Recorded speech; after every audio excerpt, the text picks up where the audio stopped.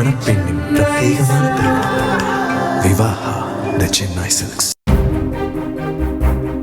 மதுராந்தகத்தில் நடந்த திமுக பொதுக்கூட்டத்தில் பேசிய அமைச்சர் எம்.ஆர்.கே. பன்னீர்செல்வம், ஹிந்தி மட்டுமே படித்ததால் வடக்கில் உள்ளவர்கள் தமிழகத்திற்கு வந்து ஹோட்டலில் டேபிள் துடைப்பதாகவும் பானிபூரி விற்பதாகவும் தமிழர்கள் தமிழ் ஆங்கிலம் கற்றுக்கொண்டு வெளிநாடு சென்று கோடிகளில் சம்பாதிப்பதாகவும் தெரிவித்தார். திமுக ஆட்சி வந்த காரணத்தால் தான் தெற்கே வாழ்கிறது, வடக்கே தேய்கிறது. வடக்கா உள்ளவன் இங்கே டேபிள் துடைக்க வரான், இங்கே ஃபாதர்லாம் வந்திருக்காங்க. வடக்கே உள்ளவன் வந்து இங்கே இப்போ வந்து டேபிள் துடைக்க வராங்க. எதுக்கு வரான்? அவன் ஹிந்தி பேசுறதுனால இங்கே ஹிந்தியை மட்டும் அவன் கொண்டு படித்த காரணத்தாலே அவன் இங்கே வேலை வாய்ப்பு இல்லாமல் நம்ம இங்கே வந்து இங்கே கட்டட தொழிலாளியாக இங்கே டேபிள் துடைக்கின்றாங்க, பானிபூரி விற்கின்றாங்க, இங்கே வரான்.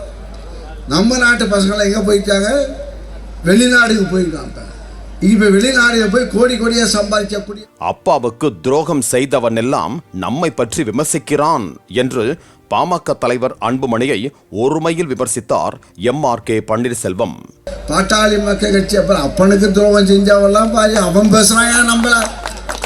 பாட்டாளி கட்சி இப்ப பாரு, அப்புறம் பாட்டாளி மக்கள் கட்சி உருவாக்கியது டாக்டர் ராமதாஸ் ஐயா அவர்கள். அவர் வேற யாரும் இப்ப ஜி.கே. மணி தனி குடி பிடிக்கல, ஜி.கே. மணியும் சரி வேற யாரும் பிடிக்கவே இல்லை. ஆனால் அவர் பெற்ற புள்ள சின்ன ஐயாங்கிறாங்க, அன்புமணி. அவர் பேசுகிறார். புதுசா கட்சி ஆரம்பித்து நம்மை தீய சக்தி என்பவர்களை எல்லாம் வாக்கால் அடித்து விரட்டுங்கள் என்று எம்.ஆர்.கே. பன்னீர்செல்வம் கேட்டுக்கொண்டார். மணப்பெண்ணின் பிரத்யேகமான திருமணம் விவாஹா தி சென்னை சில்க்ஸ். பிளே ஸ்டோர் மற்றும் ஆப் ஸ்டோரில் இருந்து பாலிமர் செயலியை QR கோடு மூலம் பதிவிறக்கம் செய்யுங்கள். செய்திகளை உடனுக்குடன் பெறுங்கள்.